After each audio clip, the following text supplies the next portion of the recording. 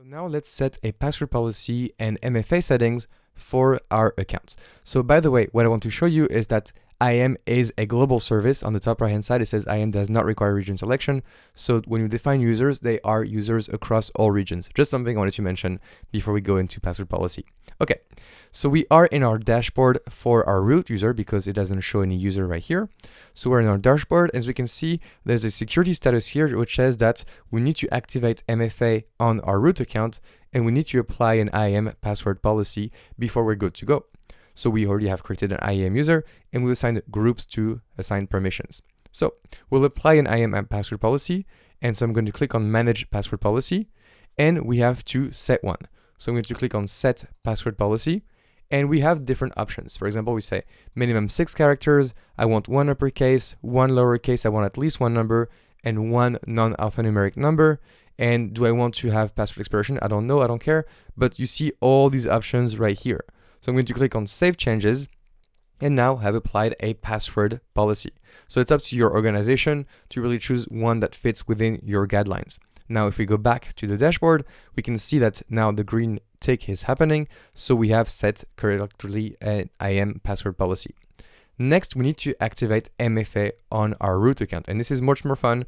Now, this is something I'm going to do in front of you. You don't have to do it at home because with MFA, if you somehow lose your account, then you'll be locked out of your account. So it's not something you have to do for the hands-on, but I'm going to do it in front of you because the exam expects you to know how it works and it's good to see.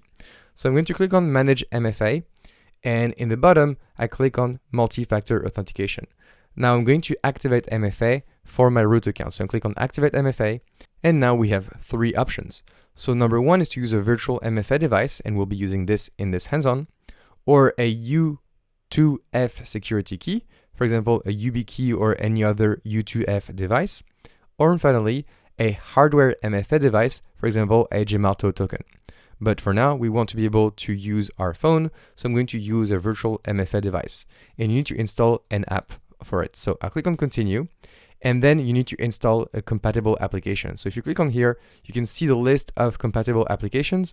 And if you scroll down, as we can see, for Android, you have all these options. And for iPhone, you have all these options. So I'm going to use Authy because I really like it, but you're free to use any of those if you already have it. So if you don't have it yet, you can download Authy from the Play Store or from the App Store. So once it is installed, you need to show a QR code. So click on Show QR Code, and then this QR code has to be scanned on my app. So I'm going to use Authy, and I'm going to click on Add Account. And in here, I have to scan the QR code using my phone. So I'm going to point it at my screen and scan the QR code. Now the account is being added, and you can edit the logo, but this looks just like AWS. And it says, okay, the service is the root account. And then you can define it, for example, to see what the service root account is defined as. So it's a root account for MFA device at Stephane CCP. I like this name, so I'm going to click on Save. So now this account is selected and I see some numbers appearing on my screen. So I'm going to enter these numbers, so 379303, and obviously you're going to get something different. And then once I reach the expiration, I'm going to enter the second token. This is to ensure that the synchronizing is correct. So now my new token has appeared. It is 77934. And I click on Assign MFA. And here I go. Now the MFA device is successfully assigned. And anytime I will log in using my root account, I will have to open Authy and get the code for this account that I've just created. Which is why sometimes when you're learning AWS, it's really not necessary to have MFA. But it's up to you to see if you want to set it up on your phone or not. I am organized, so we'll keep it. But again, the choice is yours. And then let's have a look. I'm going to try to do a login to show you how MFA works. So I am going to log in as the root user. Then I have to enter the password I have created for my account. And then finally, I am greeted with a multi-factor authentication.